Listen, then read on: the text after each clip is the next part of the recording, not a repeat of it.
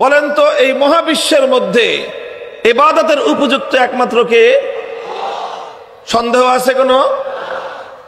এই মহাবিশ্বের মধ্যে আসমান থেকে জমিন পর্যন্ত সকল জগৎ সমূহের মধ্যে মানব দানব যা কিছু আছে সমগ্র মানব জাতির জন্য, সমস্ত মাখলুকাতের জন্য, এই কুল কায়নাতের জন্য ইবাদতের উপযুক্ত একমাত্র কে?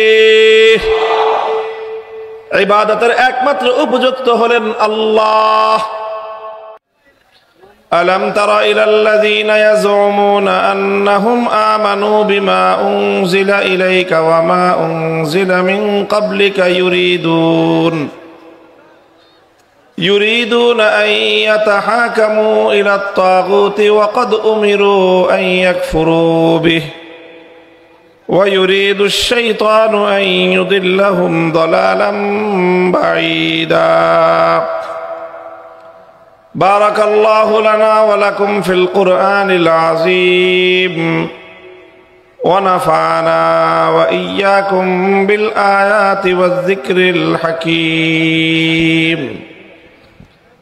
اللهم صل على محمد وعلى آل محمد كما صليت على إبراهيم وعلى آل إبراهيم إنك حميد مجيد اللهم بارك على محمد وعلى آل محمد كما باركت على إبراهيم وعلى آل إبراهيم إنك حميد مجيد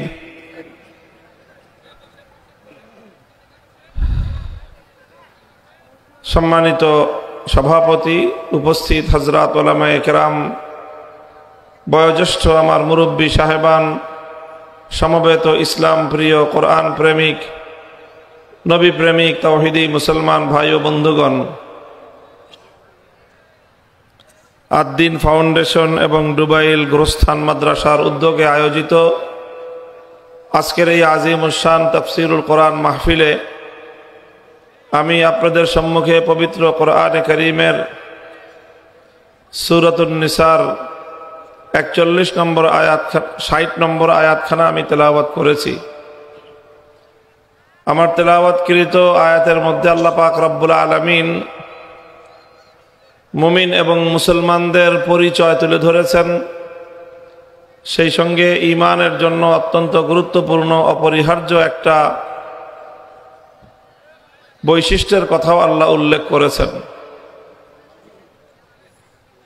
আমি আপনাদের সম্মুখে কোরআনে কারীমের এই আয়াতকে সামনে রেখে আমাদের করণীয় এবং বর্জনীয় কিছু বিষয় আলোকপাত করার চেষ্টা করব।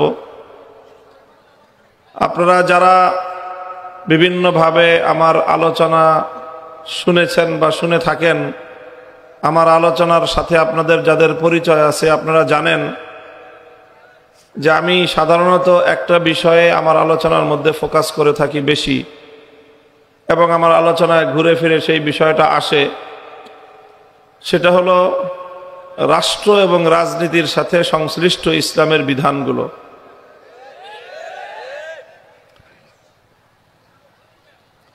অর্থাৎ রাষ্ট্র ব্যবস্থা এবং রাজনীতিতে ইসলাম বিরোধী যেই সকল কার্যকলাপ পরিচালিত হয় এবং রাষ্ট্র এবং রাজনীতির সাথে সংশ্লিষ্ট আল্লাহর কোরআন এবং ইসলামের যেই বিধানগুলো, সেই বিধানগুলোই আমি সাধারণত আলোচনা করার চেষ্টা করি। কেন করি আমি এই কাজটা? আমি জানি এবং আপনারাও উপলব্ধি করেন যে এই জাতীয় আলোচনা করাটা এটা শখের কোনো বিষয় না, বরং এটা ঝুঁকির বিষয়। এই কথাগুলো বলতে গেলে সমাজের অনেক মানুষের সাথে আমাদের একটা বিরোধ তৈরি হয়, অনেক মানুষ আমাদেরকে অপছন্দ করেন, অনেক মানুষের সাথে শত্রুতার সৃষ্টি হয়। এই সবগুলো জেনে বুঝেও এই কথাগুলি আমরা এজন্যই বলি, কারণ হলো আমার ব্যক্তিগত অ্যানালাইসিস যে বর্তমান মুসলিম সমাজে মুসলমানদের ঈমান ধ্বংস হওয়ার যত কারণ রয়েছে তার মধ্যে সবচেয়ে বড় কারণ হলো প্রচলিত রাজনীতি।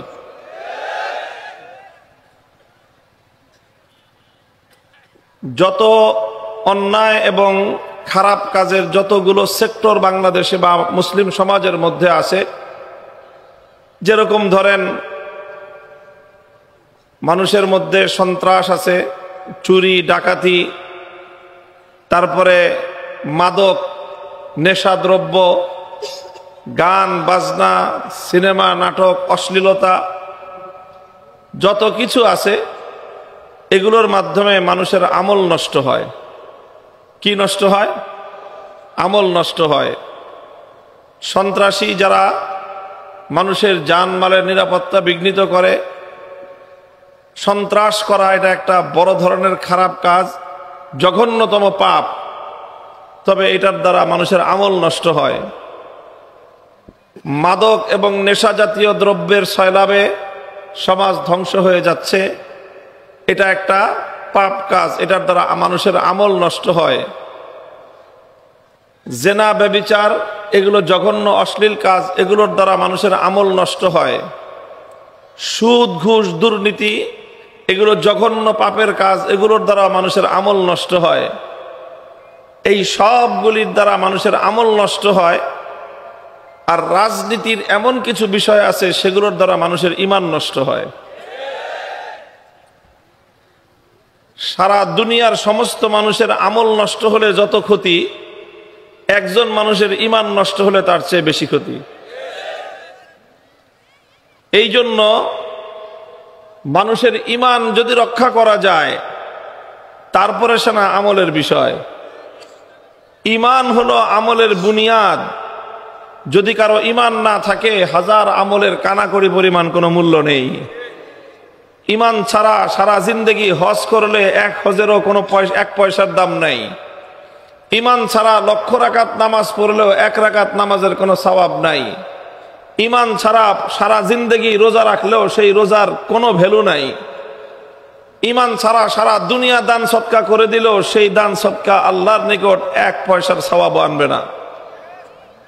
এই জন্য মুহতারাম হাজিরিন, আমাদের প্রথম দায়িত্ব এবং কর্তব্য হলো নিজেদের ঈমানকে খাঁটি করা। হাদিসের মধ্যে আল্লাহ রাসূল সাল্লাল্লাহু আলাইহি ওয়াসাল্লামের বর্ণনা প্রসিদ্ধ রয়েছে, আখলিস দীনাকা ইয়াকফিকাল আমালুল কলিল, আখলিস দীনাকা ইয়াকফিকাল আমালুল কলিল। আমাদের নুরানি মক্তবে ছাত্ররা এই হাদিসটা পড়ে এবং মানুষকে শোনায়, তোমার ঈমানকে খাঁটি করো, অল্প আমলই নাজাতের জন্য যথেষ্ট হইবে। এই জন্য ঈমান খুব গুরুত্বপূর্ণ বিষয়। আর আমাদের মুসলিম সমাজে বর্তমানে ঈমান ধ্বংস করার জন্য ইসলাম বিরোধী, মুসলিম বিরোধী পাশ্চাত্য শক্তি, ইহুদি এবং খ্রিস্টানরা দীর্ঘদিন পর্যন্ত তারা অ্যানালাইসিস করে এই এমন রাজনৈতিক মতবাদ মুসলমানদের মধ্যে প্রবিষ্ট করে দিয়েছে যে রাজনীতির নামে মানুষ রাজনীতি করবে, আর ভিতর দিয়ে মানুষের ঈমান আকীদা ধ্বংস হয়ে মানুষ বেঈমানে পরিণত হবে। এখন সেই ঈমান বিধ্বংসী রাজনীতির বিরুদ্ধে কথা বলতে গেলে একদল মানুষ আমাদের ব্যাপারে ক্ষিপ্ত হয় আর বলে যে হুজুররা ওয়াজ মাহফিলে বসে রাজনীতি করে।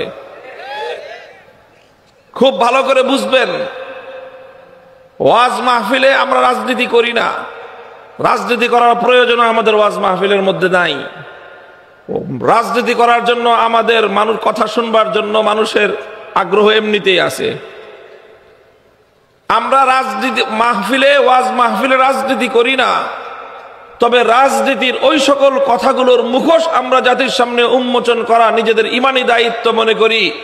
রাজনীতির যেই সকল কথার মাধ্যমে মানুষের ঈমান এবং আকীদা ধ্বংস হয়, সেগুলো যদি ওলামায়ে উম্মত না বলে, কিয়ামতের দিন আল্লাহ পাক রব্বুল আলামিনের কাছে তাদেরকে জবাবদিহিতার কাঠগড়ায় দাঁড়িয়ে যেতে হবে। এই কথাগুলো বলতে গেলে যারা ঈমান বিধ্বংসী রাজনীতি করে, যারা তাদের রাজনৈতিক মতাদর্শের মাধ্যমে মুসলমানদের ঈমানকে হরণ করে, তাদের স্বার্থে আঘাত লাগে। আর যখনই তাদের স্বার্থে আঘাত লাগে তখন তারা আমাদের কণ্ঠরুদ্ধ করে দিতে চায়, তারা আমাদের কণ্ঠ স্তব্ধ করে দিতে চায়, তারা নানাভাবে আমাদের এই আওয়াজকে বন্ধ করে দিতে চায়। আমরাও পরিষ্কার শপথ নিয়ে মাঠে নেমেছি, স্পষ্ট ভাষায় বলতে চাই, আল্লাহর কোরআনের এই কথাগুলো আমার জাতির ঈমানকে হেফাজত করবার জন্য এ কথা আমরা বলবো, বলছি, বলতে থাকবো, জীবন থাকবে কি থাকবে না পরোয়া করবার সময় না।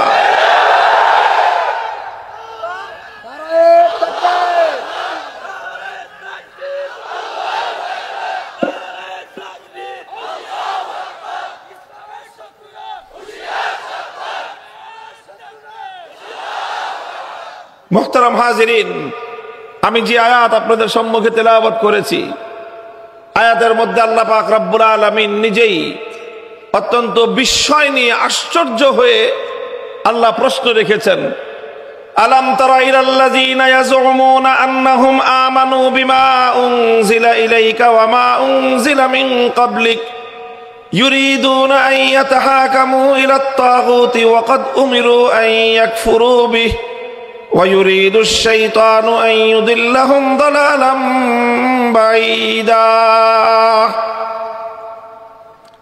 আল্লাহ বলেন যে তোমরা কি এক শ্রেণীর মানুষকে দেখেছো? প্রশ্ন আল্লাহ পাকের, এবং আল্লাহ পাকের একটা বিস্ময়, আল্লাহর আশ্চর্যবোধ যে তোমরা কি এক শ্রেণীর মানুষকে দেখেছো? ইয়াজউমুনা আন্নাহুম আমানু, তারা দাবি করে যে তারা নাকি ঈমানদার। এটা আল্লাহ বলতেছেন, তারা দাবি করে তারা নাকি ঈমানদার, অথচ ইউরিদুনা আন ইয়াতাহাকামু ইলাত তাগুত, নিজেদেরকে একদিকে তারা ঈমানদার বলে দাবি করে, অপরদিকে তারা তাগুতের কাছে বিচার চায়, তাগুতের সিদ্ধান্ত মানে, তারা তাগুতের ফয়সালা মানে। আল্লাহর কোরআনের এই আয়াতের স্পষ্ট মর্ম হলো, যারা তাগুতের কাছে বিচার চায়, তাগুতের ফয়সালা মানতে চায়, যারা তাগুতের সিদ্ধান্ত মানতে পারে, আমার আল্লাহর কোরআনের স্পষ্ট মর্ম হলো, কোরআনের স্পষ্ট ঘোষণা হলো, তারা আর কিছু হলেও ঈমানদার হতে পারে না, ঈমানদার হতে পারে না। তাগুতকেও বিশ্বাস করবে, তাগুতকেও আনুগত্য করবে, আবার ঈমানদার হবে, এই দুটো কোশ্চেনকালেও একত্রিত হতে পারে না।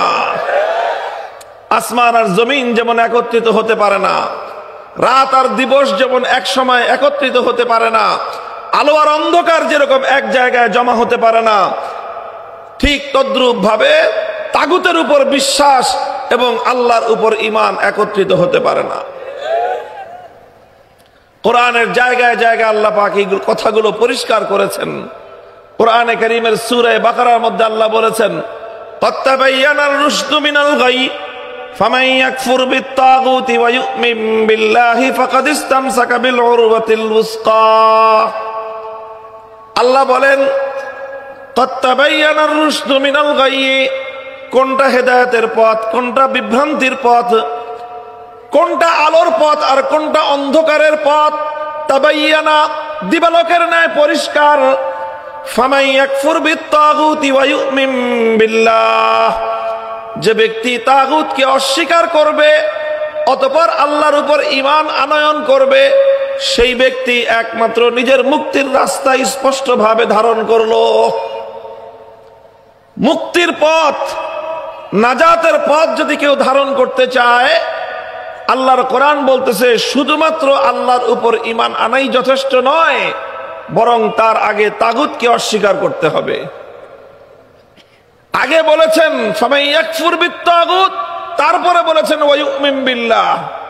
আগে তাগুতকে অস্বীকার করতে হবে, আগে তাগুতকে বর্জন করতে হবে, আগে তাগুতকে লাথি মারতে হবে, আগে তাগুতকে বর্জন করতে হবে, পরিহার করতে হবে, এরপর আল্লাহর ঈমানকে বক্ষে ধারণ করতে হবে, তবেই কেবলমাত্র মুক্তি পাওয়া সম্ভব।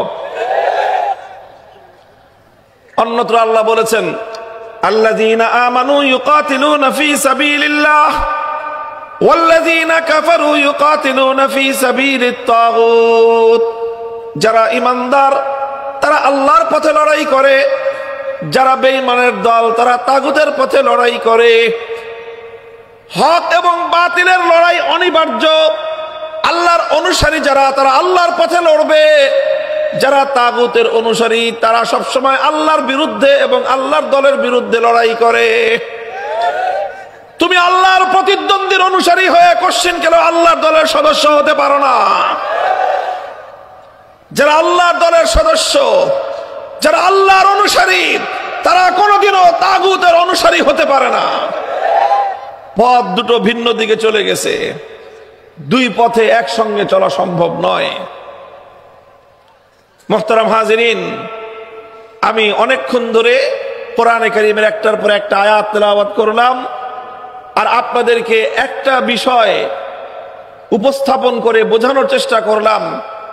সেটা হলো আল্লাহর উপর ঈমান আনতে গেলে, আল্লাহর উপর ঈমান গ্রহণযোগ্য হতে হলে আমাদেরকে তাগুতের পথ বর্জন করতে হবে, তাগুতের পথ পরিহার করতে হবে, তাগুতকে অস্বীকার করতে হবে।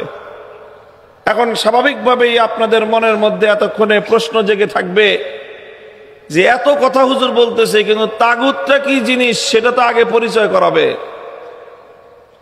এটা হয়তো আপনাদের মনের মধ্যে প্রশ্ন।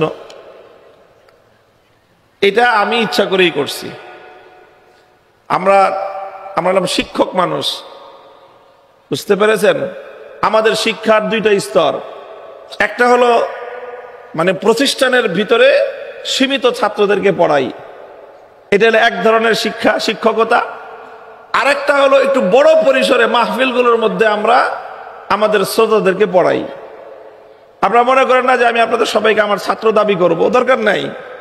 তবে আমি আপনাদেরকে দ্বীনের একটা শিক্ষা আপনাদের সামনে উপস্থাপন করতে চাই।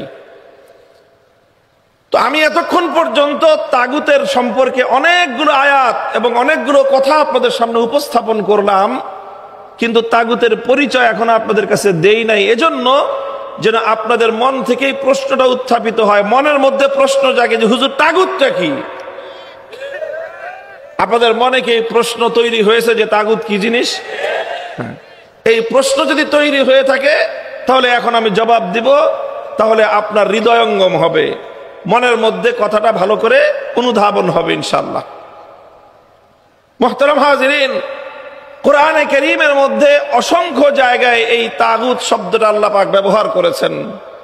এই জন্য যারা কোরআন নিয়ে আলোচনা করেছেন, তাফসীর করেছেন, তাফসীর লিখেছেন, যারা কাদিমান ও হাদিসান, সর্বযুগের সকল তাফসীর কারক, সকল কোরআনের ব্যাখ্যাতাগণ তাগুত শব্দের সংজ্ঞা দিয়েছেন এবং তাগুতের পরিচয় তুলে ধরেছেন। তাদের সকল বক্তব্যগুলোকে আমি সামারাইজ করে এর সার সংক্ষেপ যদি আমার নিজের ভাষায়, আমাদের বোধগম্য সহজ ভাষায় যদি আমি আপনাদের সামনে ব্যক্ত করতে চাই, তাহলে যেইভাবে তাগুতের পরিচয় দেওয়া সম্ভব সেটা হলো এই যে তাগুত বলা হয় যে আল্লাহ পাক রব্বুল আলামিনের নির্ধারিত আসনে, আল্লাহ পাকের জন্য নির্ধারিত যেই মর্যাদা, আল্লাহর জন্য নির্ধারিত যেই আসন, আল্লাহর সেই নির্ধারিত মর্যাদায়, আল্লাহর জন্য নির্ধারিত সেই আসনে যদি অন্য কাউকে বসানো হয় তাহলে তাকেই বলা হয় তাগুত। এটা খুব সংক্ষেপ এবং সিম্পল কথা। এটাকে আমি আপনাদের সামনে দৃষ্টান্তের মাধ্যমে, উপমা দিয়ে আমি আপনাদের সামনে ক্লিয়ার করতেছি, পরিষ্কার করতেছি, যেন আপনারা এবং আমরা সকলেই বুঝতে পারি। আল্লাহ তৌফিক দান করেন। যেমন ধরেন, প্রশ্নের জবাব দেন আপনারা, বলেন তো এই মহাবিশ্বের মধ্যে ইবাদতের উপযুক্ত একমাত্র কে?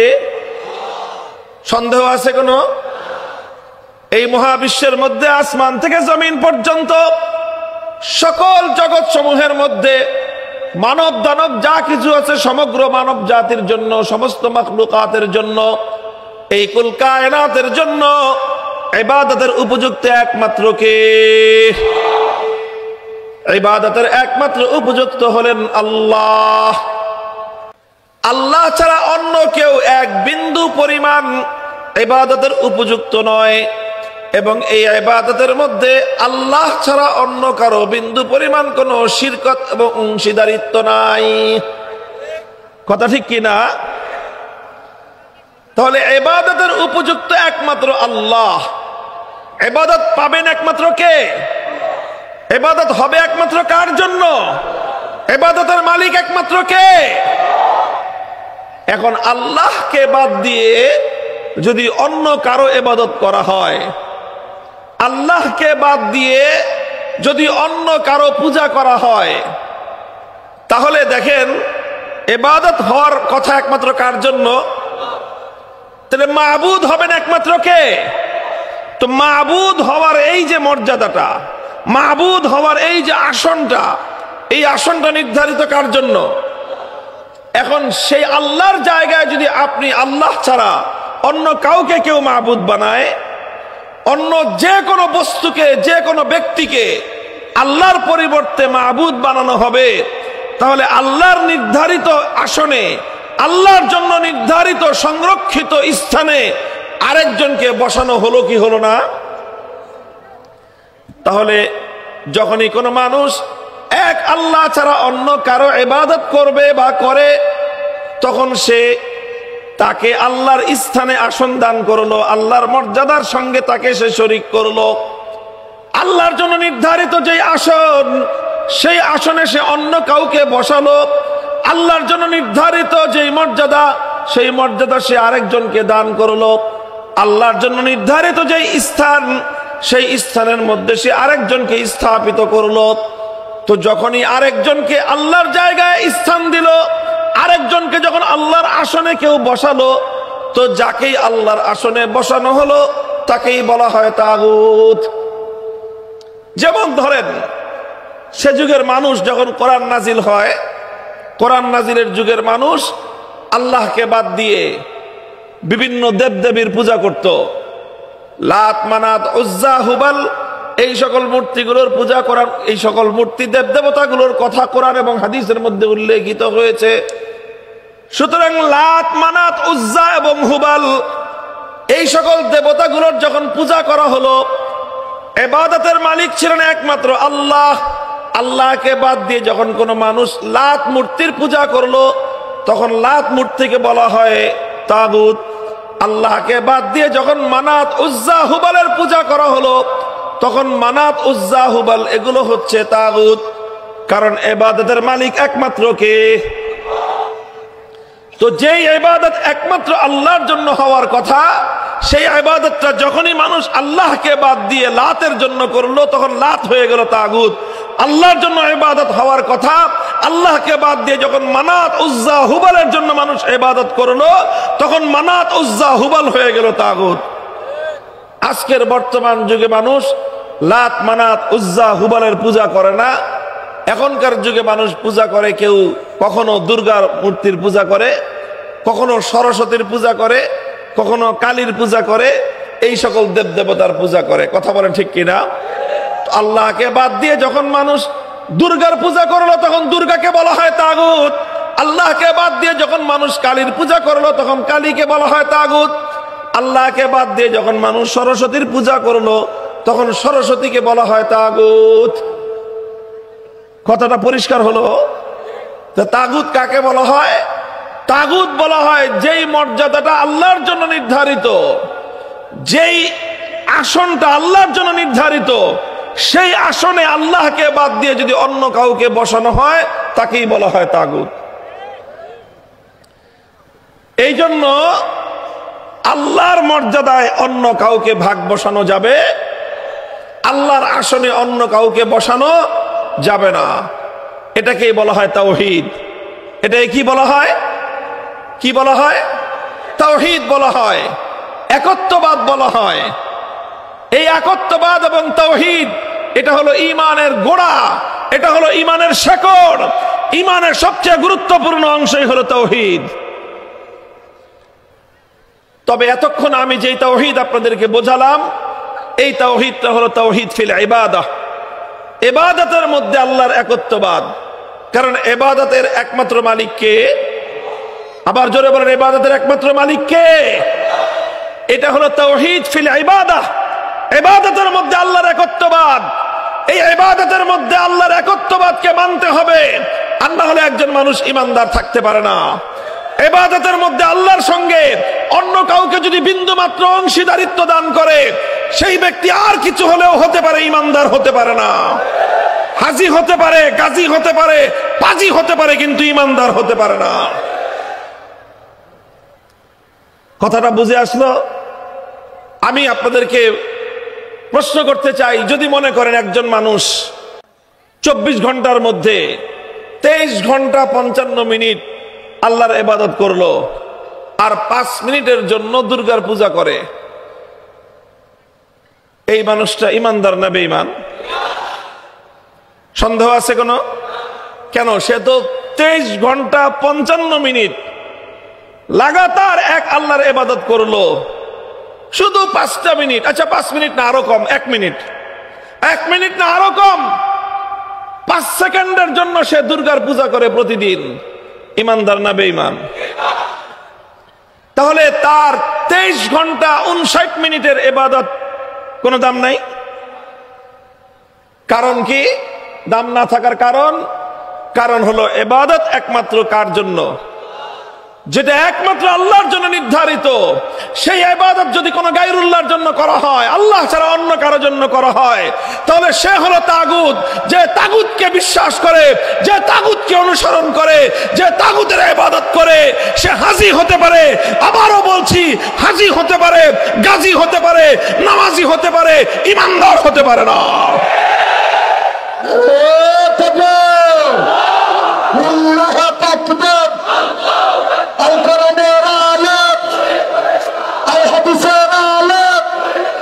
আমার নেতা আপনার নেতা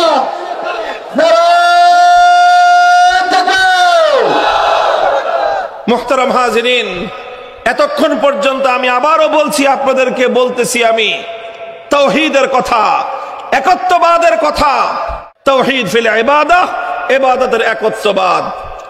এবার শুনেন, ইবাদতের মধ্যে যেরকম আল্লাহর একত্ববাদকে মানতে হয়, আল্লাহকে এক এবং অদ্বিতীয় মানতে হয়, ইবাদতের মালিক যেমন একমাত্র কে, ঠিক তদ্রূপ তাওহীদের আরেকটা অংশ আছে, সেটাকে বলা হয় আসমান এবং জমিনের মধ্যে, কুল কায়নাতের মধ্যে মানুষের জন্য এবং মাখলুকাতের জন্য আইন তৈরি করবার, বিধান তৈরি করবার চূড়ান্ত ক্ষমতা একমাত্র আল্লাহর।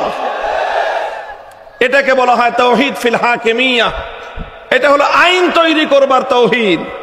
ওটা ছিল ইবাদতের তাওহীদ, আর এটা হলো আইন তৈরি করবার তাওহীদ। ইবাদতের মধ্যে আমার আল্লাহ যেমন এক এবং অদ্বিতীয়, আইন এবং বিধান তৈরি করবার ক্ষেত্রে আমার আল্লাহ এক এবং অদ্বিতীয়। ইবাদতের মধ্যে আল্লাহর সঙ্গে অন্য কাউকে শরীক করলে যেরকম একজন মানুষের ঈমান থাকতে পারে না, আইন তৈরি করবার ক্ষেত্রে, বিধান তৈরি করবার ক্ষেত্রে, এই ক্ষেত্রেও যদি কেউ আল্লাহর সঙ্গে অন্য কাউকে শরীক করে, তারও ঈমান থাকতে পারে না, সেও স্পষ্ট মুশরিক এবং বেঈমান। নারে তাকবীর, লিল্লাহি তাকবীর, আল কোরআনের আলো, আল হাদিসের আলো, আমার নেতা তোমার নেতা, লিল্লাহি তাকবীর। এই জন্য তাওহীদ মানতে হবে, একত্ববাদের বিশ্বাস হৃদয়ে স্থান দিতে হবে, হৃদয়ের গভীর থেকে আল্লাহর একত্ববাদকে ধারণ করতে হবে। সেই একত্ববাদ যেরকম ইবাদতের ক্ষেত্রে মানতে হবে, হাকিমিয়াতের ক্ষেত্রে মানতে হবে, বিধানের ক্ষেত্রে মানতে হবে, আইনের ক্ষেত্রে মানতে হবে। সকল জায়গায় আল্লাহ পাকের একত্ববাদ এবং তাওহীদকে মানলে একজন মানুষ ঈমানদার হতে পারে। মুহতারাম হাজিরিন, কেউ প্রশ্ন করতে পারেন যে আইন তৈরি করার একমাত্র অধিকার কার? বিধান তৈরি করবেন একমাত্র কে? এটা আল্লাহর একত্ববাদ, এটা তাওহীদ। প্রশ্ন যদি হয় তাহলে কি মানুষ কোনো আইন করতে পারবে না? প্রশ্ন। সরকার কোনো আইন করতে পারবে না? কর্তৃপক্ষ কোনো আইন করতে পারবে না? অথরিটি কোনো প্রতিষ্ঠানের তারা কোনো আইন করতে পারবে না? কোনো কমিটি তারা কোনো আইন করতে পারবে না? সরকার রাষ্ট্র কোনো আইন করতে পারবে না? আদালত এবং বিচারক কোনো আইন করতে পারবে না? এই যদি হয় প্রশ্ন, সেই প্রশ্নের জবাব হলো পরিষ্কার, বুঝে রাখুন। হ্যাঁ, মানুষ আইন করতে পারবে, সরকার আইন করতে পারবে, রাষ্ট্র আইন করতে পারবে, আদালত আইন করতে পারবে, বিচারক আইন করতে পারবে, কর্তৃপক্ষ আইন করতে পারবে, সবাই আইন করতে পারবে, তবে একটা শর্তের সাথে পারবে। কয়টা শর্ত? জোরে বলেন, কয়টা শর্ত? সকলেই আইন করতে পারবে কয় শর্তে? এক শর্তে। আর সেই শর্ত হলো এই যে মানুষ আইন করতে পারবে, সরকার আইন করতে পারবে, কর্তৃপক্ষ আইন করতে পারবে। শর্ত হলো মানুষের আইন, সরকারের আইন কোনোদিন আল্লাহ পাকের কোনো আইনের বিরোধী হতে পারবে না। এই শর্তে মানুষ আইন করতে পারে। নিরঙ্কুশ ভাবে, প্রশ্নহীন ভাবে আইন করার অধিকার একমাত্র কার? চিৎকার করে বলেন, নিরঙ্কুশ ভাবে, প্রশ্নহীন ভাবে একমাত্র আইন তৈরি করবার অধিকার কার? মানুষ আইন করতে পারবে, শর্ত হলো আল্লাহর আইনের বিরুদ্ধে যেতে পারবে না। সরকার আইন করতে পারবে, শর্ত হলো আল্লাহর আইনের বিরুদ্ধে যেতে পারবে না। আদালত আইন করতে পারবে, শর্ত হলো আল্লাহর আইনের বিরুদ্ধে যেতে পারবে না। কর্তৃপক্ষ আইন করতে পারবে, শর্ত হলো আল্লাহর আইনের বিরুদ্ধে যেতে পারবে না। কমিটি আইন করতে পারবে, শর্ত হলো আল্লাহর আইনের বিরুদ্ধে আইন করতে পারবে না। কেউ যদি আল্লাহর আইনের বিরুদ্ধে আইন করে, সে আইন তৈরি করবার ক্ষেত্রে আমার আল্লাহর সঙ্গে বিরোধ তৈরি করে আল্লাহর জন্য নির্ধারিত আসনে সে বসার চেষ্টা করলো। যে আল্লাহর আসনে বসতে চায় তাকেই বলা হয় তাগুত, তাকেই বলা হয় তাগুত, সেই হলো তাগুত।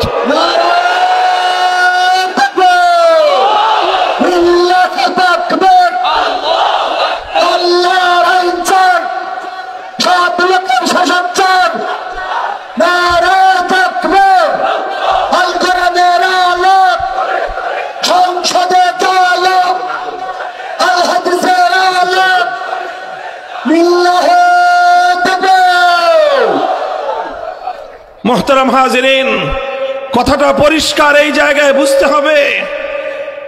এই জায়গাটাতেই সংকট, এখান থেকেই মুসলমানের এবং মুমিনের ঈমান হরণ হয়।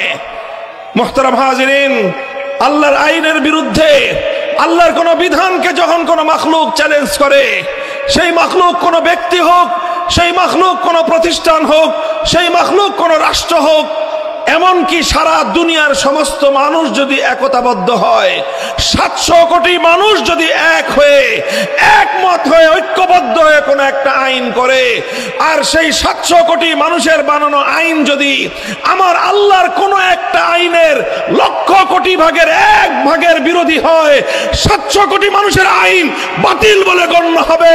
আমার আল্লাহর আইনই কেবলমাত্র কার্যকর থাকবে।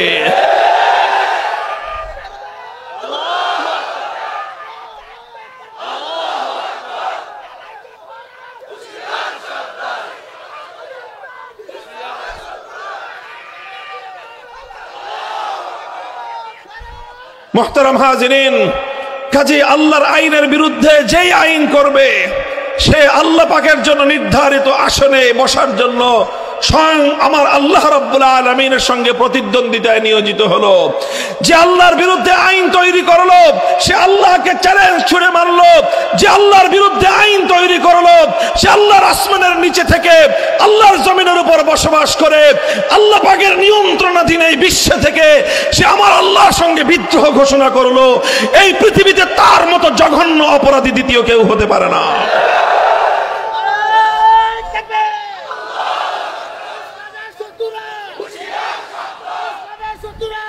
এই জন্য আমরা বলি, আল্লাহর আইনের বিরুদ্ধে যেই আইন করবে, আল্লাহর বিধানের বিরুদ্ধে যেই বিধান করবে, তাকেই বলা হবে তাগুত।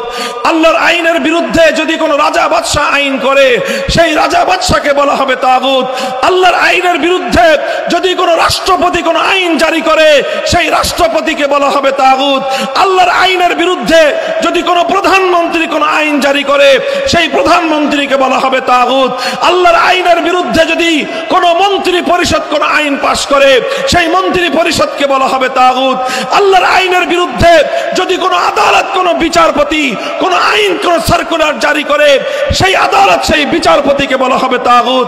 আল্লাহর আইনের বিরুদ্ধে যদি কোনো আইন পরিষদ কোনো সংসদ কোনো আইন পাশ করে, গোটা সংসদ এবং সেই আইন পরিষদকেই বলা হবে তাগুত।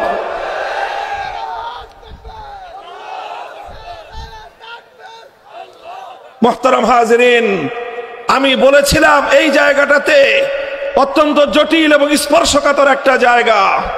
এই কথাগুলো বলতে গেলেই যারা তাগুতের পথে চলতে চায়, যারা নিজেদেরকে তাগুত হিসেবে প্রতিষ্ঠিত করতে চায়, যারা আল্লাহর বিরুদ্ধে আইন তৈরি করতে চায়, তাদের স্বার্থে আঘাত লাগে, তাদের স্বার্থে আঘাত লাগে। আর তখনই তারা আমাদেরকে বাধা প্রদান করতে চায়, আমাদের কথাগুলোকে স্তব্ধ করে দিতে চায়, আমাদের এই কথাগুলোকে তখন তারা রাজনীতি বলে আখ্যায়িত করতে চায়। আল্লাহর কসম খেয়ে বলি, এটা রাজনীতি নয়, এটা সেই ঈমানের কথা, যে কথা বিশ্বাস না করলে কোনো মুসলমানের ঈমান থাকতে পারে না। আমি এই কথাটাও পরিষ্কার করি, আমি শুরুতেই যেমন বলেছি, ওয়াজ মাহফিলগুলোতে এই ধরনের কথা, যেই কথার সঙ্গে রাষ্ট্রের সম্পর্ক, রাজনীতির সম্পর্ক, এটা এজন্যই আমাদেরকে বলতে হয়, কারণ এটা শুধু রাজনীতি নয়, এটা মানুষের ঈমানের প্রশ্ন। কথা বলেন ঠিক না বেঠিক? যেই কথা না জানলে একজন মানুষ ঈমান হারা হতে পারে, মানুষকে সেই কথা জানানো আমাদের জন্য ফরজে আইন। যেই কথা না জানলে উম্মত পথহারা হয়ে যেতে পারে, যে কথা না জানলে আমার জাতি ঈমান হারিয়ে ফেলতে পারে, জাতির প্রত্যেকটা ব্যক্তির কানে কানে সেই আওয়াজ পৌঁছে দেওয়া আমাদের জিম্মাদারি, আমাদের ফরজ দায়িত্ব। কাজে এই জন্য তাগুতের দোসর যারা, তাদের কাছে ব্যাপারটা যতই অস্বস্তিকর হোক, তাগুতের দোসরদের কাছে ব্যাপারটা যতই অস্বস্তিকর হোক, ব্যাপারটাতে তারা যতই আনইজি ফিল করুক, এই কথাগুলো বললে তাদের গায়ে যতই গাত্রদাহ হোক না কেন, আমাদেরও কিছু করার নাই। আমাদেরকে জাতির ঈমান রক্ষা করার জন্য এই কথা জাতির সামনে বলতে হবে। বলতে গেলে যদি লড়াই বাঁধে, সেই লড়াইয়ের জন্য আমরা প্রস্তুত, সেই লড়াইয়ের জন্য আমরা প্রস্তুত। لله تكبير القرآن والعالم الحديث والعالم ইসলামের শত্রুরা, ইসলামের শত্রুরা আমার ইসলামের নেতা